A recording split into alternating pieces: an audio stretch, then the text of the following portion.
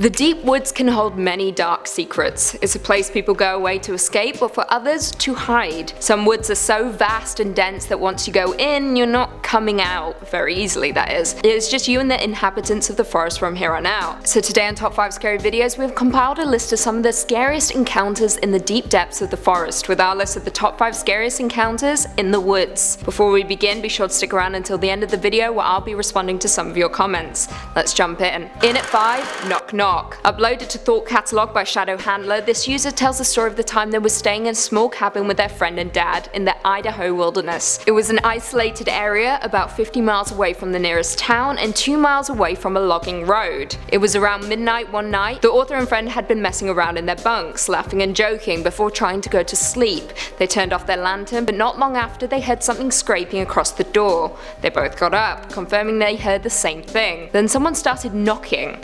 No one said anything, just knocks, and they kept knocking, knock knock knock, on the isolated cabin door. They didn't move, they just sat there waiting for it to stop. It eventually did. In the morning they went outside, but nothing was there, not even footsteps or animal tracks. So who was knocking? In at 4, Stranger in a Ski Mask. Uploaded to Thought Catalog by JWhite45, he tells the story of the time he spent winter break in North Dakota with his cousins. They were all at a friend's place one evening, drinking in their basement with a group of girls. It was around 3 AM and our author was growing tired, so he decided to walk home. His friends lived in a somewhat desolate area with lots of snow, but there were houses around and the moon was out, illuminating the street. He took a path behind the house leading into the woods, and then out onto more open land. During this time he noticed a figure walking about 75 yards away from him in the opposite direction. The figure noticed him, jerking a little, almost surprised that someone else was out this late. The author laughed out loud a little, out of shock or fear. He wasn't really sure. The stranger, however, just stood there, staring. He had a full ski mask on and was well built. He didn't say anything, but just stood there. Staring, our author turned, freaked out by the stranger, and started walking as fast as he could home. In at 3, A Single Gunshot.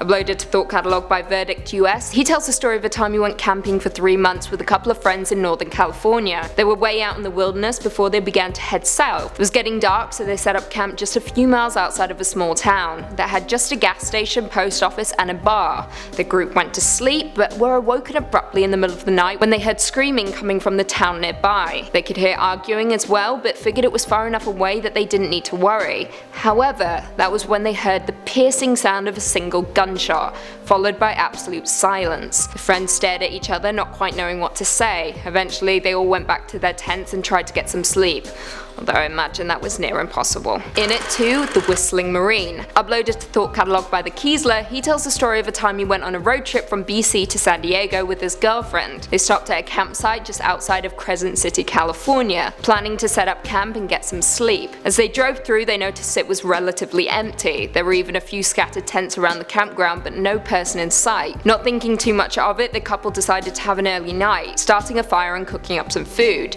They ate, had a few drinks, and then went to bed, their dog in tow. However, the couple were awoken at 1 AM by strange whistling outside of their tent to the tune of When the Saints Come Marching In.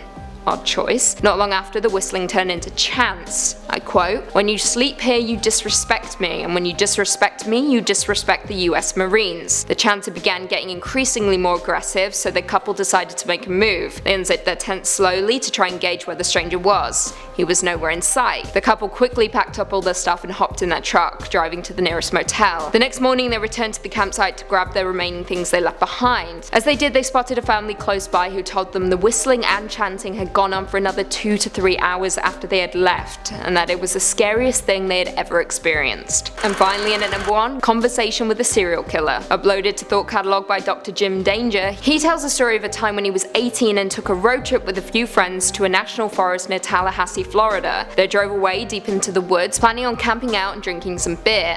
They arrived, set up camp, drank the beer, and then decided to do a little exploring. Our author and one of his friends walked about 100 yards towards the main road, crossing over onto another path leading back into the woods. They began to see signs that someone might be living there, and had been living there for a while. They knew it was a red flag, but continued on anyway. They eventually reached the campsite of an older white man living out of his van. There were coolers placed around and clothes hung on a line. The friends tried to retreat, but the man saw them, starting a conversation with them. He was friendly, asking them where they were from and telling telling them the best spots to check out in the park. They talked for about 10 minutes before leaving and heading back to their own camp. Now, jumping forward 2 months, a friend called our author telling him to turn on his TV. He did.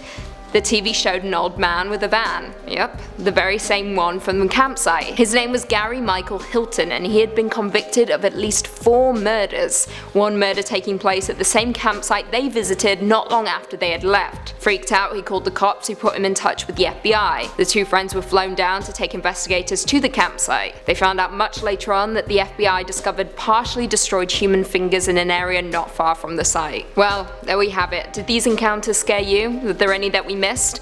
Leave us all your thoughts and feelings in the comments down below. But before I go, I just want to respond to a few comments from one of our last videos. Top 5 scenes that were cut from horror movies because they were too scary, part 2. Samuel Habergas said, "I love horror, but I'm with you on the Serbian film. While never watched it and have no intention of doing so, from what I heard it's not horror, it's just a horrible film, and even if someone enjoys it, well, they should really get checked into a mental institution." I couldn't agree more, Samuel. Like I said before, a Serbian film is controversial just to be controversial, which in my opinion is weak storytelling. And fans of this film, well, I think a mental institution might be too good for them. I agree with Lucy, just her describing what happens, and I'm trying to understand why anyone would like to watch. I love horror movies, give me blood and gore, it's all good, but scenes involving children in that manner, and that's where I draw the line. I will not watch that movie and supporting that filth. Another great video, Lucy. I agree, I'm a huge horror lover and a big fan of torture porn, Hostel, Saw, Last House on the Left. Love them, but this film, just no. And finally, Marcus said, "Great video, Lucy, you created your own hostile moment with Jack."